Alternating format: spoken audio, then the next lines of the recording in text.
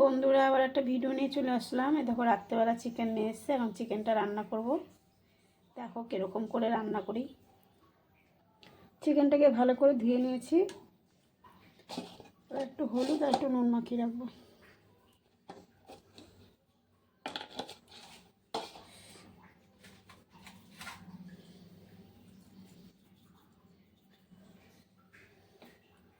এটা মেখে নিই।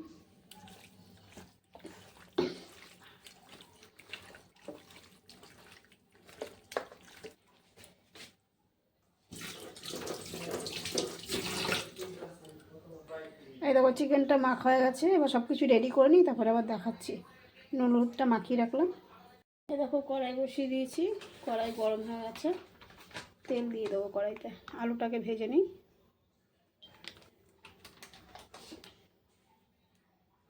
আর এই দেখো মশলা নিয়েছি, কাঁচা লঙ্কা, আদা, টমেটো, রসুন আর এই পেঁয়াজটা কুচিয়ে নিয়েছি। এটা ভেজে নেবো, এটা পেস্ট করে নিই। এই দেখো তেলটা গরম হয়ে গেছে, আলুটা দিয়ে দিলাম। এই দেখো আলুটা ভাজা হয়ে গেছে, এখন উঠিয়ে নেব। শুকনো লঙ্কা, এলাচ, দারচিনি, লবঙ্গ দিয়ে দিলাম। এই দেখো হয়ে গেছে এটা ভাজা, এবার পেঁয়াজটা দিয়ে দেবো।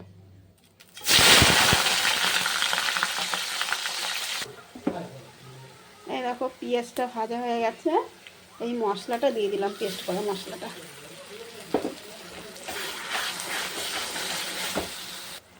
এই দেখো মাংসটা দিতে মাংস দিয়েছি, মশলাটার তেল বেরিয়ে গেছে। দেখো হলুদ দিয়ে দিলাম, কাশ্মীর লঙ্কার গুঁড়ো দিয়ে দিলাম, লবণ দিয়ে দিলাম আর মিক্সচার বাটি ধোয়ার জলটা দিয়ে দিলাম।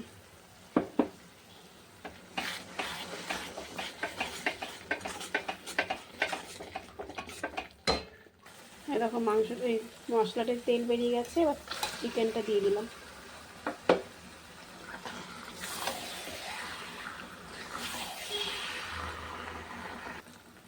এই দেখো চিকেনটা পুরো মিলিয়ে দিয়েছি মশলার সঙ্গে, এবার ঢেকে দেবো। ঢেকে দিলে একটু কমিয়ে কমিয়ে করলে ভালো। এই দেখো গ্যাসটা একটু সিমে রাখলে তাহলে ভালো হয়ে ঢেকে দিই। এই দেখো অনেকটা জল বেরিয়ে গেছে, আরও হবে, এখনো হয়নি, পুরো কমিয়ে কমিয়ে এসে এখনো অনেক কষবে। এই দেখো মাংস দিয়ে কত জল বেরিয়ে গেছে। এবার আলুটা দিয়ে দেবো, আস্তে আস্তে দিতে থাক।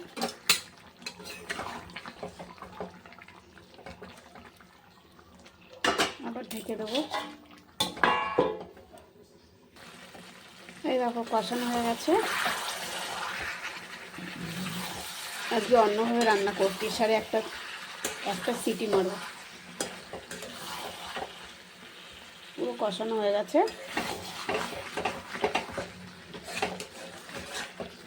এবার একটু প্রেশারে দিয়ে দেবো। এই দেখো মাংসটা প্রেশারে দিয়ে দিয়েছি, এবার জল দিয়ে দেবো। জলটা এই দেখো জলটা গরম বসিয়েছি।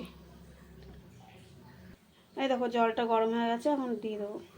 এই দেখো গরম জলটা দিয়ে দিয়েছি, এবার একটু চিনি দিয়ে দিলাম, গরম মশলার গুঁড়ো দিয়ে দিলাম। এবার বসিয়ে দেবো। এই দেখো মশলাটা মিশিয়ে দিয়েছি, গরম মশলাটা এবার বসিয়ে দেবো। এই দেখো বসিয়ে দিয়েছি, করেছে, এবার নামিয়ে।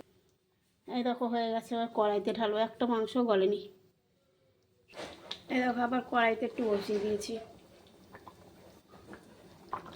এই দেখো আমার রান্নাটা হয়ে গেছে, নামাবো না, কড়াইতেই থাকবে, নাহলে একটু গরম থাকবে, একটু পরে খাবে তো।